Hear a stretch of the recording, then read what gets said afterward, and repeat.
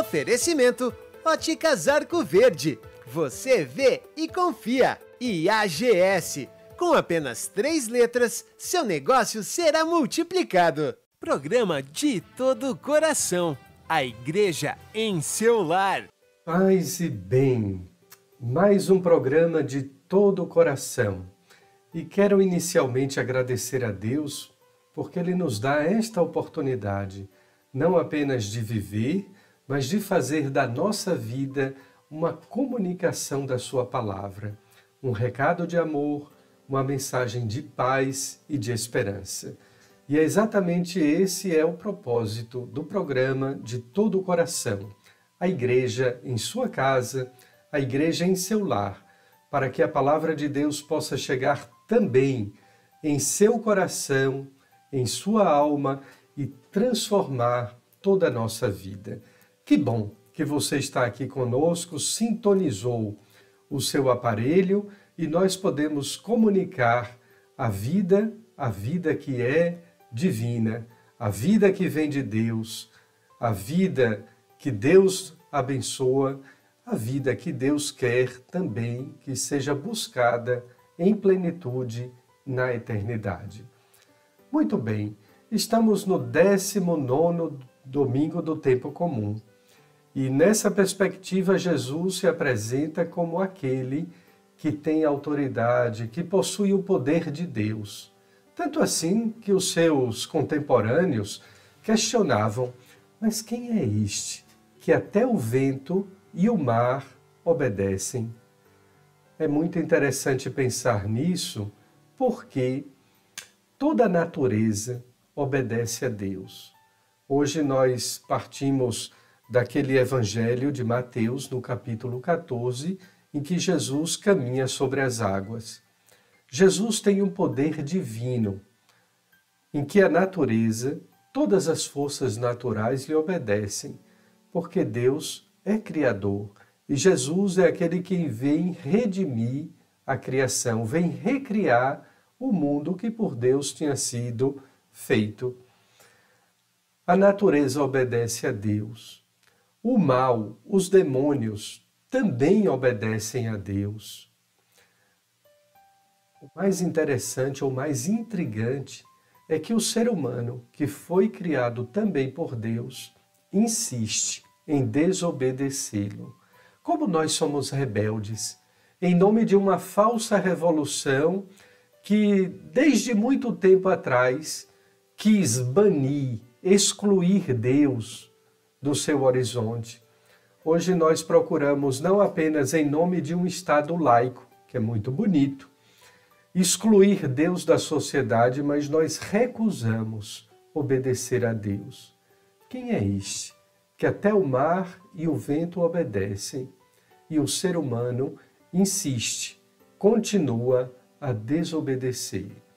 Pois muito bem, vejamos o Evangelho de São Mateus, no capítulo 14, versículo 22, começando dos primeiros versículos.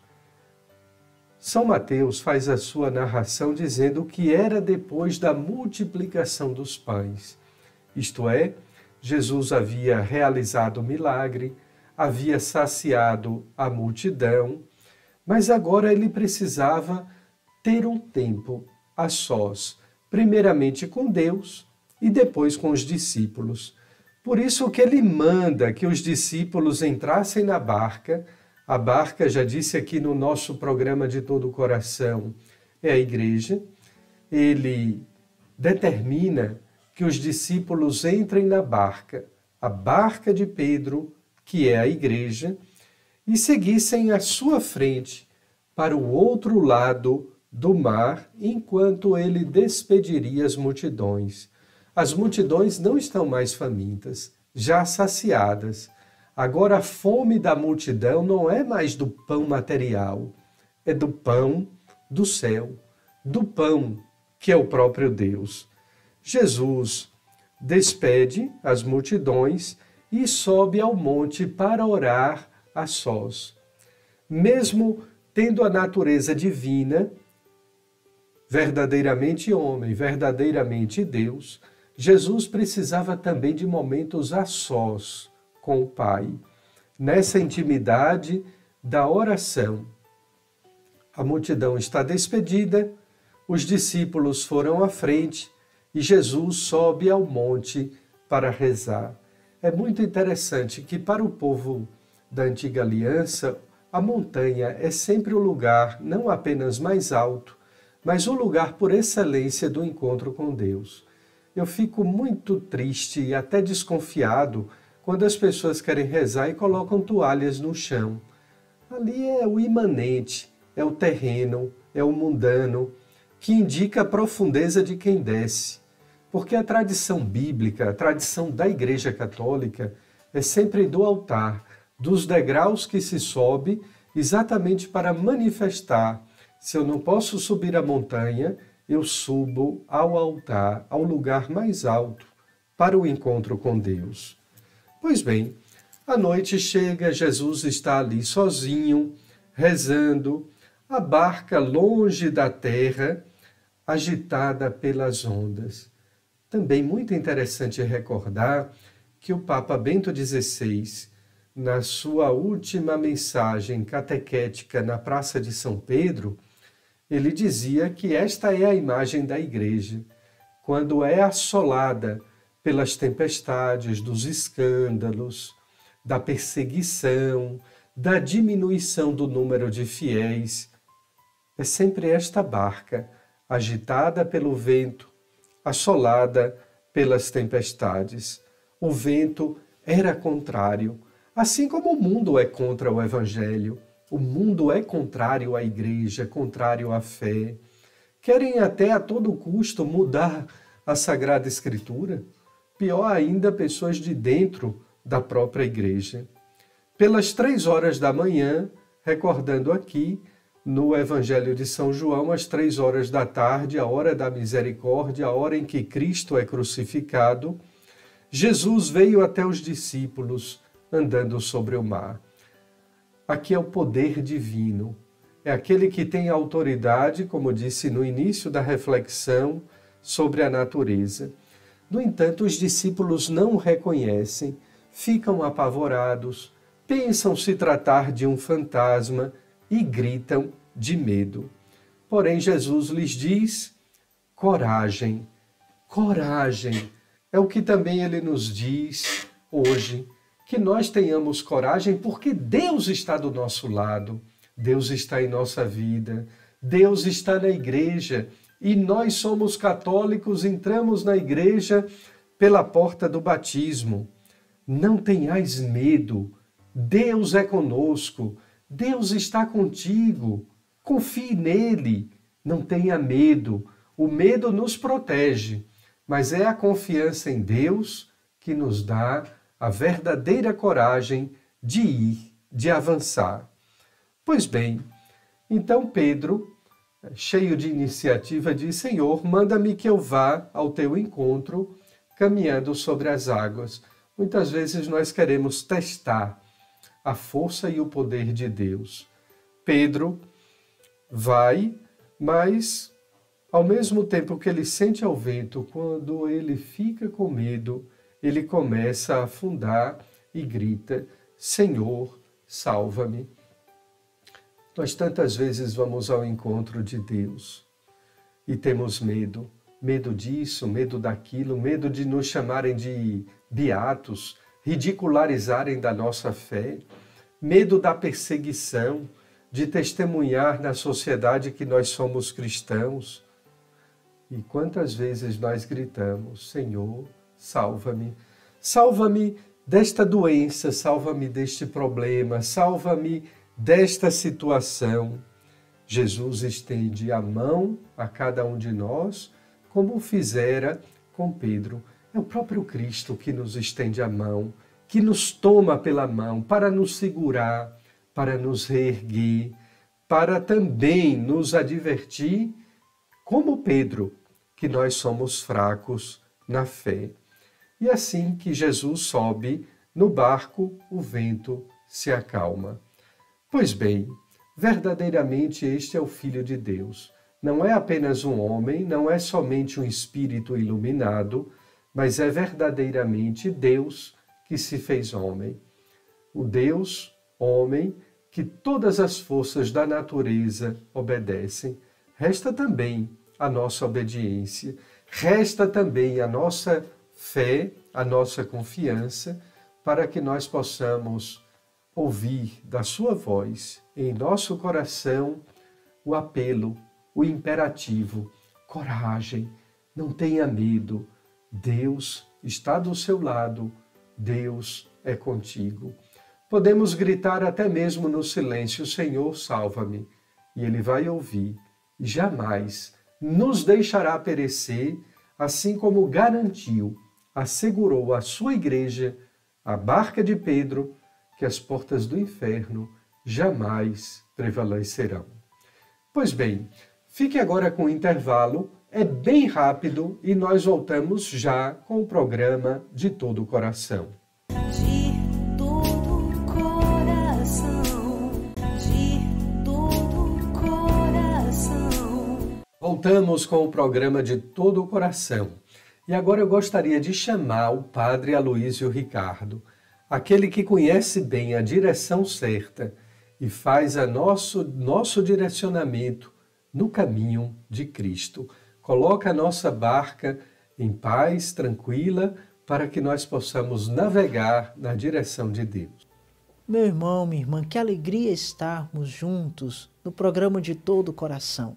Estarmos com Dom José Rui, estarmos com o Padre Adriano, estarmos com você, você que nos acompanha e percorre conosco o caminho de vida interior, de vida espiritual.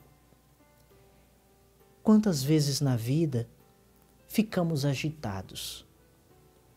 A agitação é sinal de que alguma coisa saiu do lugar, de que alguma coisa não está correndo conforme esperávamos.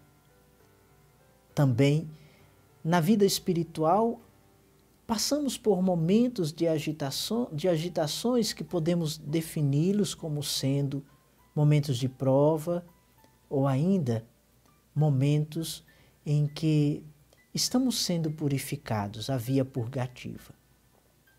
Mas Jesus também, conduzido pelo Pai e também em plena liberdade, Jesus leva os seus discípulos a uma experiência, a experimentarem também as agitações interiores e exteriores. Ali, no mar, é o Evangelho de domingo, Jesus está na barca e diz a palavra que já estava chegando a noite. Na nossa vida, muitas vezes chega a noite inesperada, e vai nos deixando agitados porque à noite temos dificuldade em enxergar, temos dificuldades para nos locomover, sobretudo quando está na escuridão. A noite representa também essa experiência de alguém que está passando por um momento em que não se tem domínio nem controle. Ninguém escolhe as agitações, mas elas surgem, elas aparecem. E os discípulos, naquele mar, percebem as agitações e clamam pelo Senhor. Interessante. Pedro, que estava dentro daquela barca, quando vê Jesus aproximando, ele desafia, não ao Senhor, mas desafia a si mesmo, a sua condição, e diz: Senhor, se és tu, manda que vás ao teu encontro. E é exatamente nesse momento que Jesus dá a ordem a Pedro. Ter fé é acreditar na palavra de Deus, na ordem de Jesus, mesmo quando a agitação parece nos afogar, nos submergir. Acontece que Pedro vai ao encontro de Jesus, mas distrai. Vejam aqui o sinal da distração. Ele distrai. E quando nós distraímos da nossa meta, distraímos da direção, distraímos aonde devemos chegar, começamos a nos ver sufocados e afundarmos mais ainda na realidade que nos pesa. É nesta hora que Pedro clama: Senhor, salva-me. E Jesus o socorre. Que oração forte! Senhor, salva-me.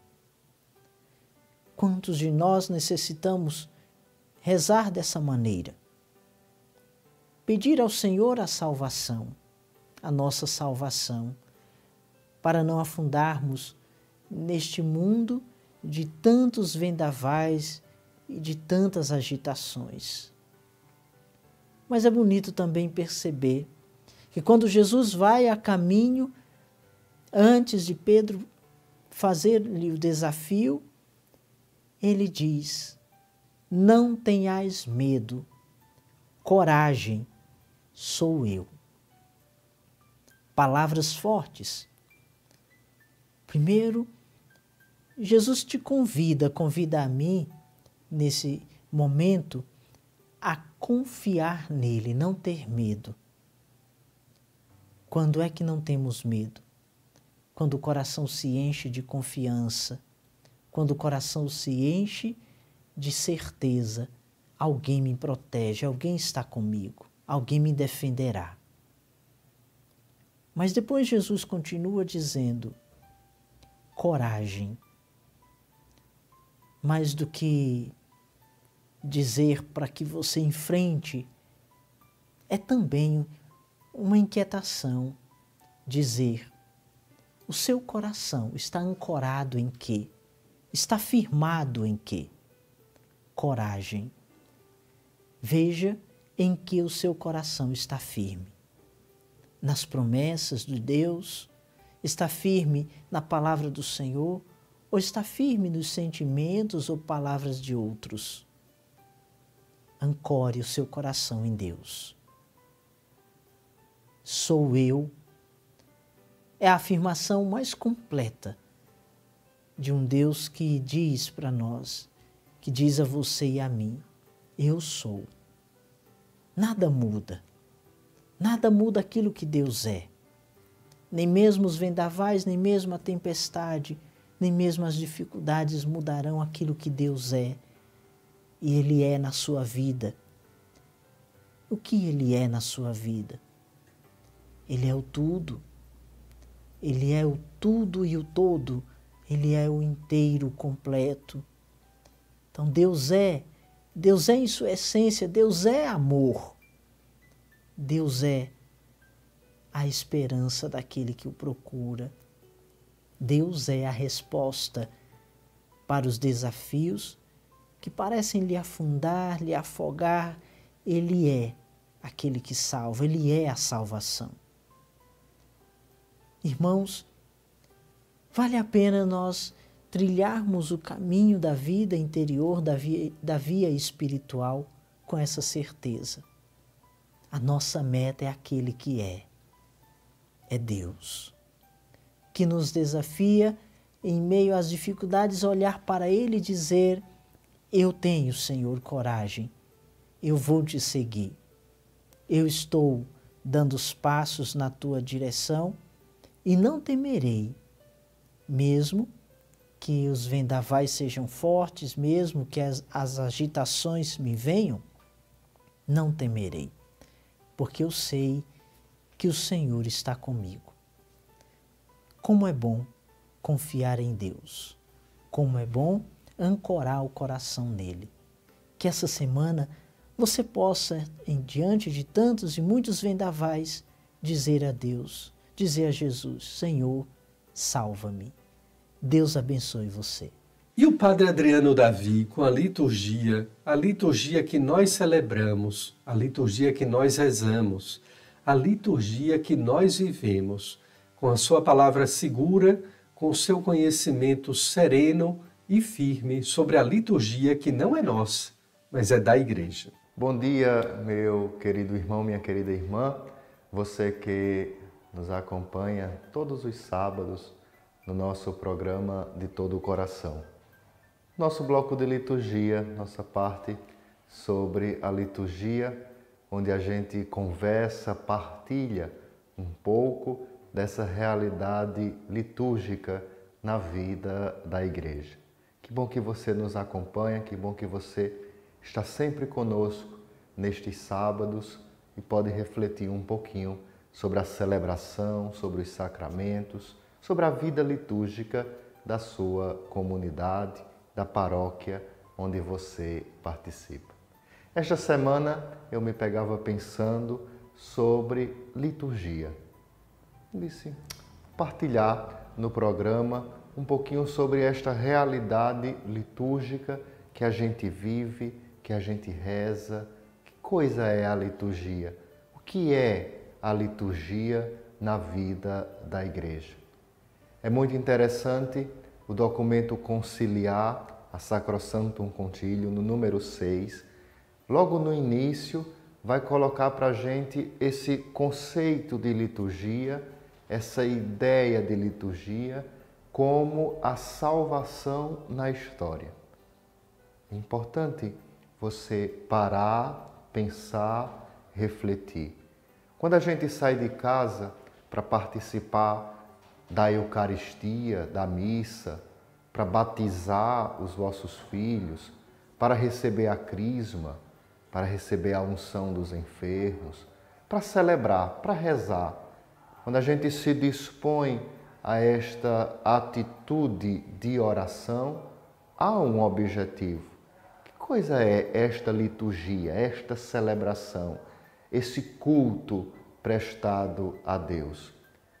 A gente sabe que no Antigo Testamento, Deus sempre falava ao povo por meio de sinais. Se você vai lá no Antigo Testamento, você vai reconhecer o mar que se abre, o pão que cai do céu, a sarça ardente, a voz do anjo, a voz de um trovão. De uma forma ou de outra, Deus mostrava ao povo que estava com ele, que caminhava com ele, que escutava a sua oração, que entendia a sua oração e por isso mandava sinais. Por isso mandava sinais. No Novo Testamento, como o próprio São Paulo vai dizer, quando chegou a plenitude dos tempos, quando chegou o momento de Deus, quando chegou o kairós de Deus, Deus enviou o grande sinal. Deus enviou o seu Filho, Deus enviou Jesus, Deus enviou a salvação. Quando os judeus pedem a Jesus um sinal, para que prove que ele é realmente o Messias, Jesus diz, nenhum sinal vos será dado, a não ser o sinal de Jonas. Porque é Jesus o sinal.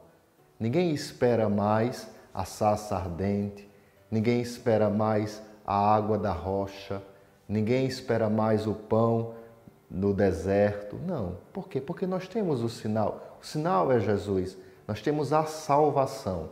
A salvação é Jesus. A cura é Jesus. A presença real de Deus é Jesus.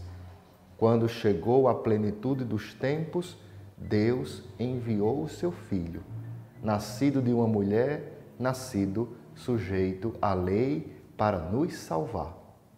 Aqui é a plenitude, aqui é a revelação, aqui é o tudo, aqui é a verdadeira liturgia, se a gente pode assim dizer. Aqui é o verdadeiro culto prestado ao Pai, na morte e ressurreição de Jesus.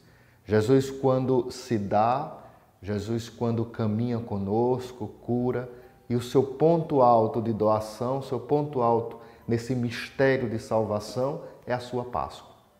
É a sua paixão, morte e ressurreição. Aí é o ponto alto. Jesus que dá a vida, Jesus que gasta a vida e sai vitorioso desta doação.